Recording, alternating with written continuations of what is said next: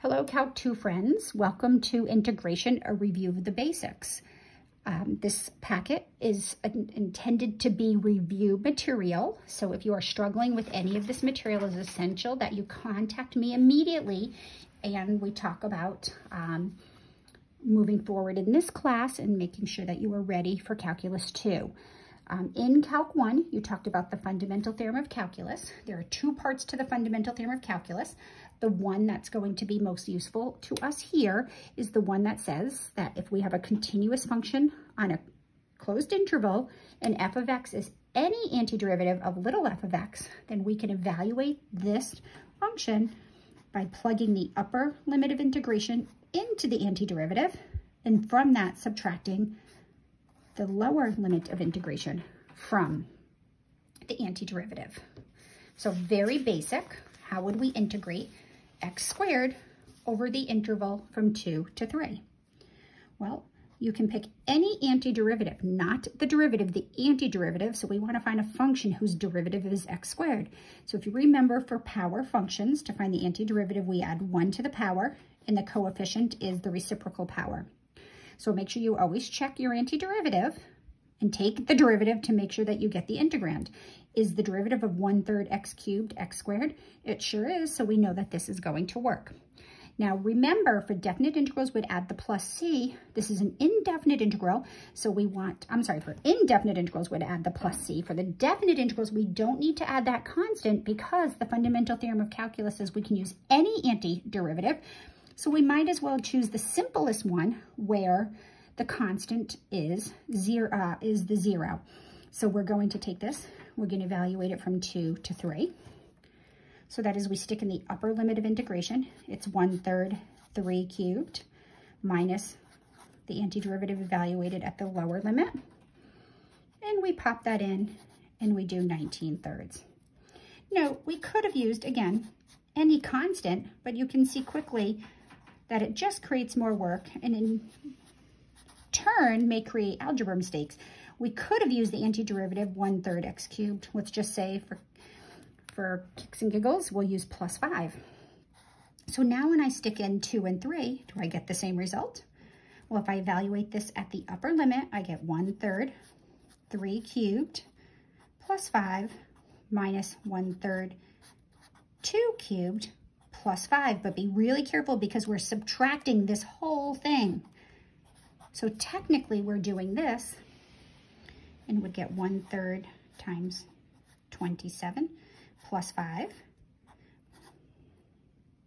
minus 1/3 times 8 and then minus 5. And notice that constant just cancels out. So no matter what we put here, this would always happen. So that's why we don't have to worry about that constant. And 1/3 of 27 minus 1/3 of 8 is still going to give us the same result of 19/3.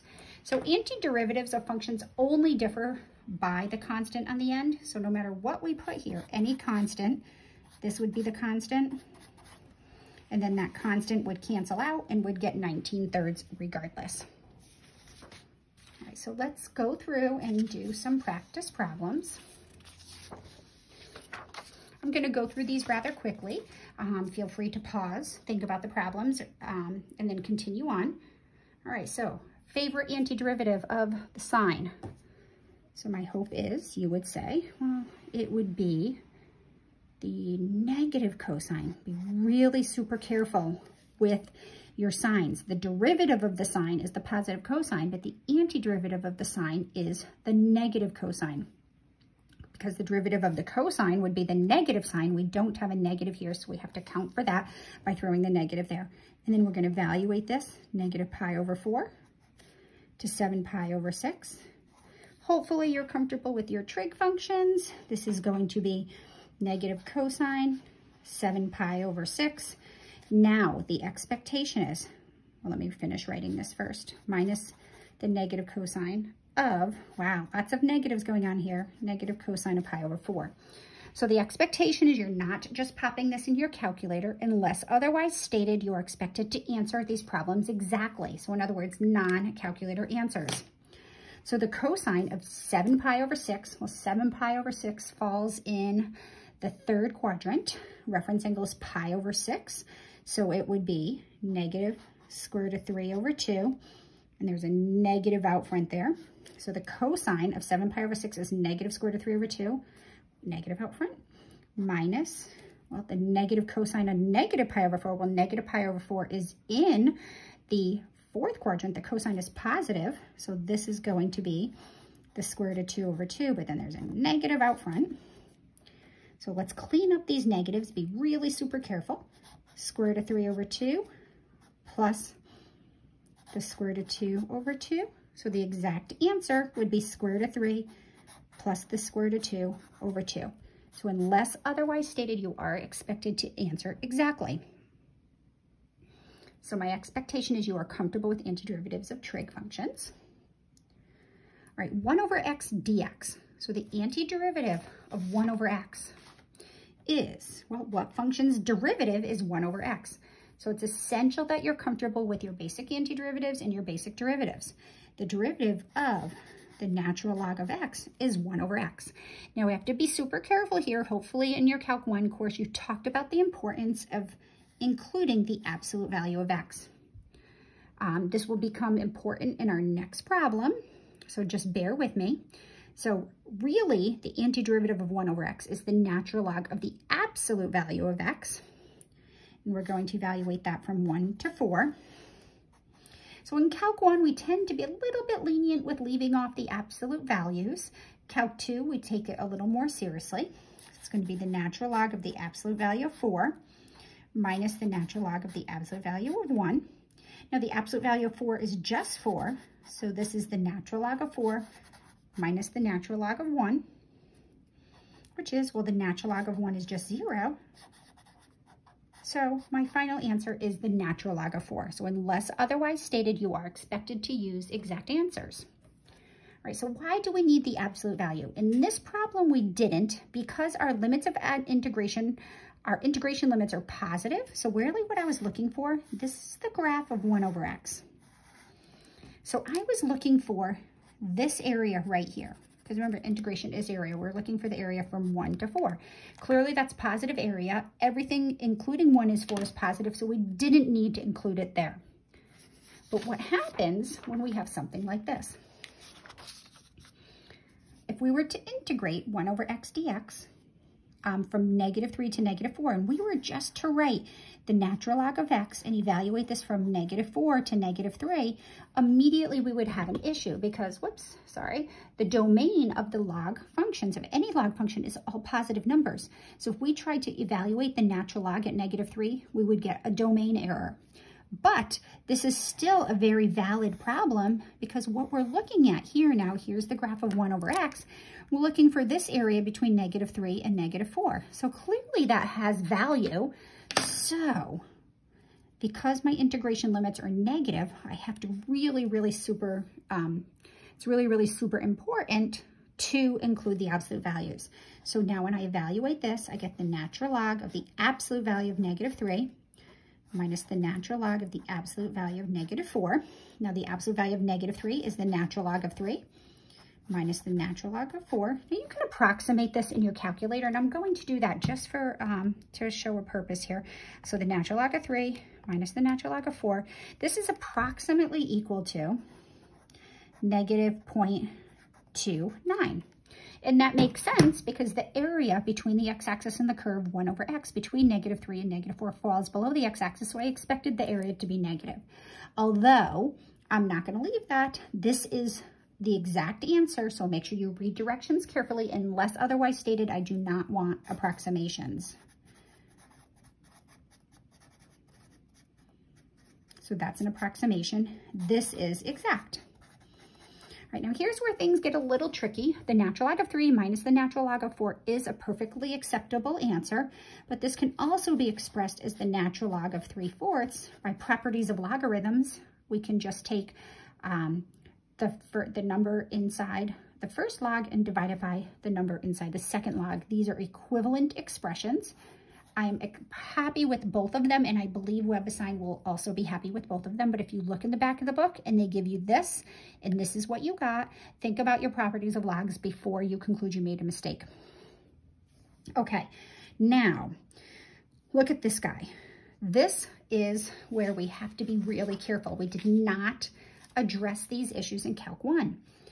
If we try to integrate 1 over x from -4 to 4, going back to the fundamental theorem of calculus, right here, it says we can find any antiderivative of the integrand, evaluate it at the upper limit, and from that subtract it at the lower limit, assuming the function is continuous on the interval of integration. So we are going to address problems like this. We may not use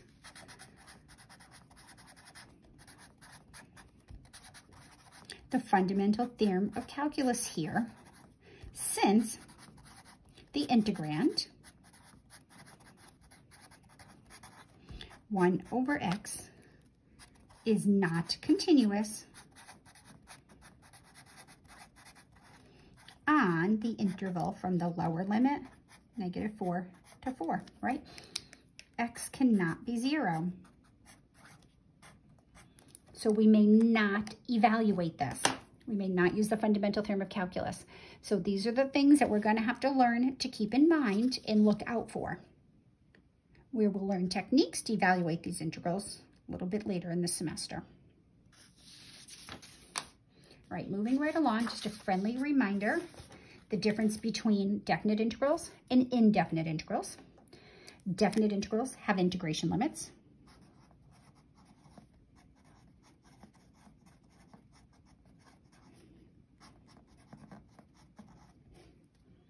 And your answer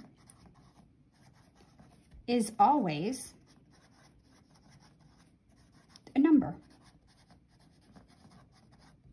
So all those previous problems we did all had numerical values.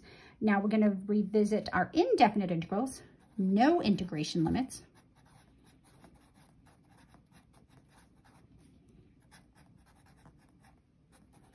And your answer is always we call it a family of functions.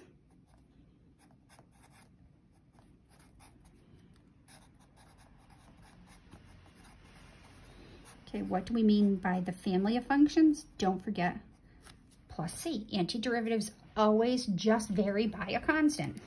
All right, so let's do some problems. Again, I'm going to go through these quickly because I'm assuming that you're comfortable with these. So anything that you're struggling with, make sure you revisit, review, look at the handouts I have posted in Blackboard. I gave you a worksheet or a handout on your derivative templates and your antiderivative templates. So integrate x to the 11th. Well, this is a power function. When we integrate x to the 11th, our new power, we add 1, and the coefficient out front is the reciprocal power. The reciprocal of the power. So now when I bring the power out front and drop the power by 1, I get the integrand. So what's great about indefinite integrals is we can check them by taking the derivative. But remember, we have to include the plus c because it's an infinite collection of functions whose derivative is x to the 11th, because when we take the derivative of a constant, it just becomes 0. Right, integrating radicals. My suggestion is to turn all radicals into powers. The cube root is equivalent to the 1/3 power. And we know how to integrate a variable to a power. We add 1 to the power, so 1/3 plus 1 is 4/3. And the new coefficient out front is the reciprocal of the new power. So we just take 4/3, we flipped it, we get 3/4, and then we add the plus c. Now you can always check, take the derivative. The derivative of 3/4 times 4/3 is 1. The coefficient becomes the necessary 1. And then we're going to subtract 1 from the power, which would be 1/3. And don't forget your plus c. The antiderivative of 1 over x without integration limits is the natural log of x with absolute values plus c. So again, you may have been a little lenient with this in Calc 1. In Calc 2, we're going to be a little bit more strict about it. All right. Variables in denominators. Be really careful here. We do not have a template for integrating fractions like we have a template for taking the derivative of quotients. So here, what you would need to do is rewrite this as a power. x to a power in the denominator is equivalent to x to that negative power out of the denominator. So I would rewrite 1 over x to the 5th as x to the negative 5. Now we can use the power rule. Add 1 to the power. Negative 5 plus 1 is negative 4.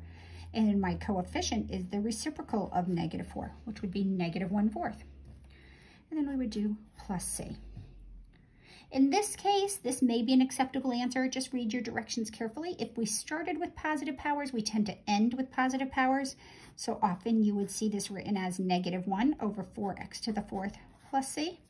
Either of those answers are acceptable in my book.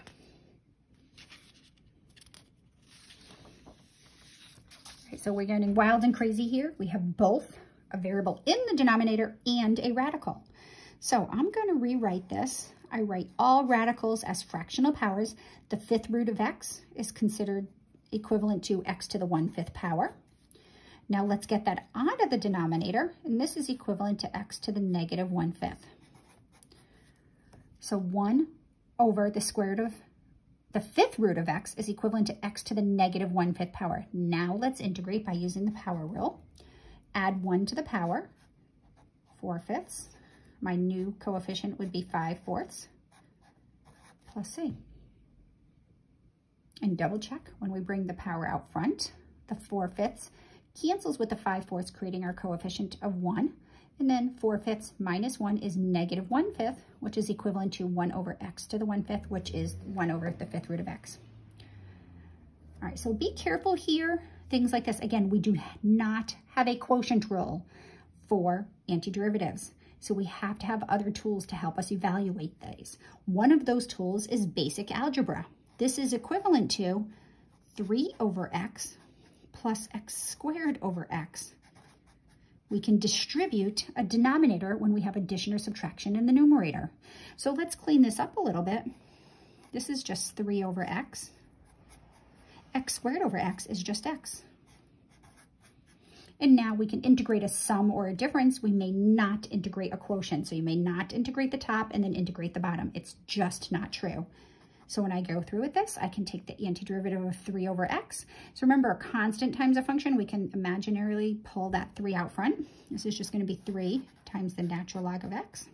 And the antiderivative of x is 1/2 x squared.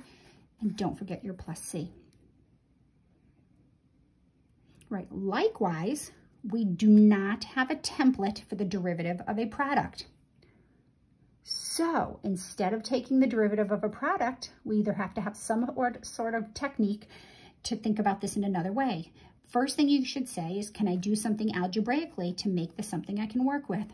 Now notice if we just simply distribute, we get s plus s squared. You may not integrate a quotient by integrating the top and the bottom. You may not integrate a product by integrating each factor. It's not true.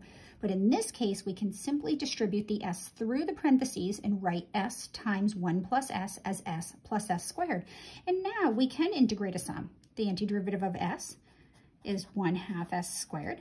The antiderivative of s squared is 1/3 s cubed. And we can add our constant. Right, be careful with your variables of integration, especially when you're typing your answers into your online homework. Cosine of t dt, we're now integrating with respect to t. We're looking for a function whose derivative is the cosine of t. So hopefully you remember that the derivative of the sine of t is the cosine of t. If you put sine of x, that's not correct because the derivative of the sine of x is the cosine of x, and we need the cosine of t. So make sure your variables match up, and don't forget the plus c on the end. All right, what function's derivative is the sine? Now be careful here with your sines and cosines. The antiderivative of the sine is the negative cosine. Now this is the Greek letter theta. If I just called it cosine and I took the derivative of the cosine is the negative sign. We don't have negative sign, so I have to incorporate that coefficient of -1 out front. So things work when I take the derivative. The antiderivative of the sine is the negative cosine. All right, you may look at this and be like, oh my gosh, how would I ever do that? Especially because we can't integrate a product. We have no template that tells us that the derivative of a product is the product of the we have no template that says we can integrate a product. So what are we going to do here? We are going to think logically about this. We're going to go back and we're going to review our derivative sheets.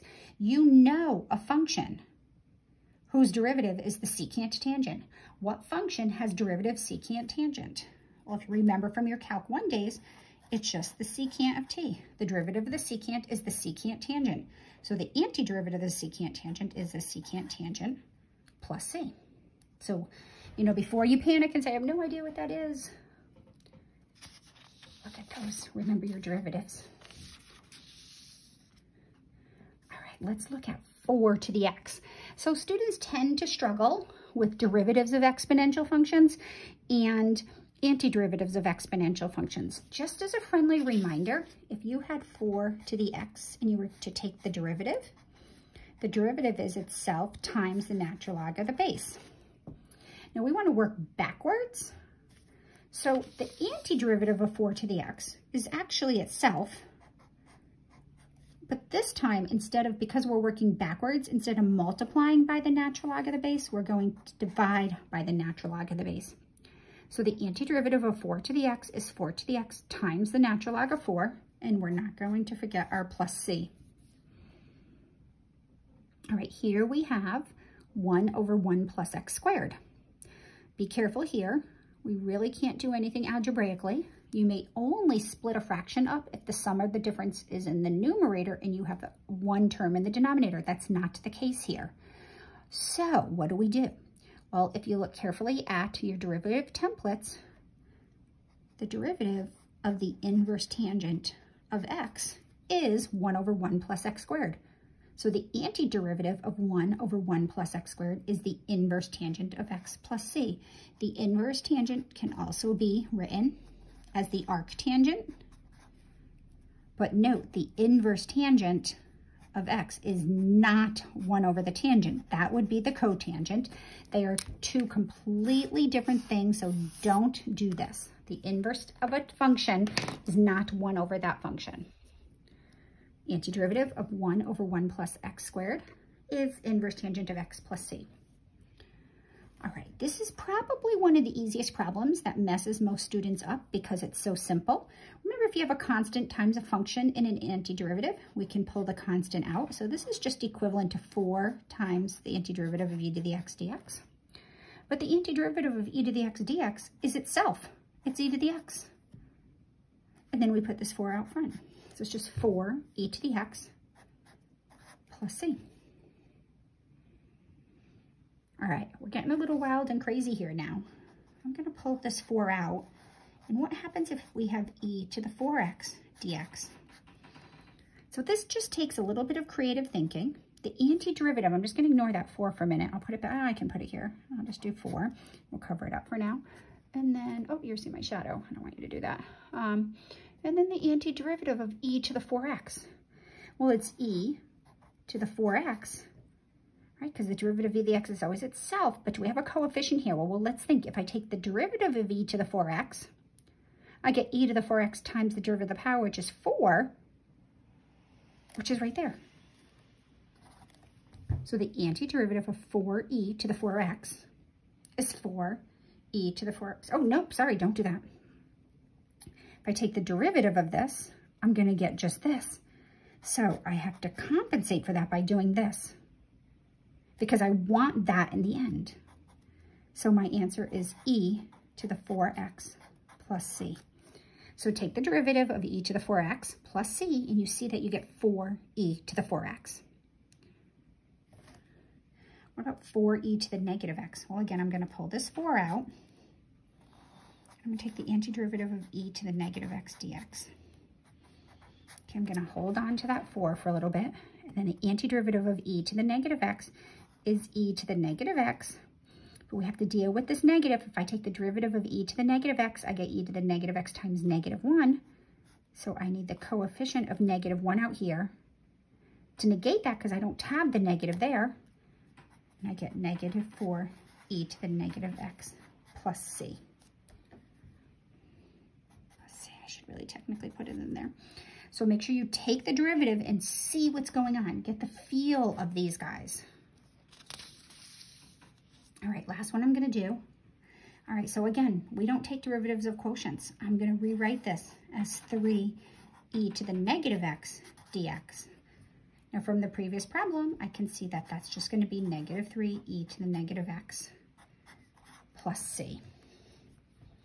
All right, so work on these. This is just a handful of problems that I expect you to be comfortable with. Check in your to-do with what I expect you to do with these problems.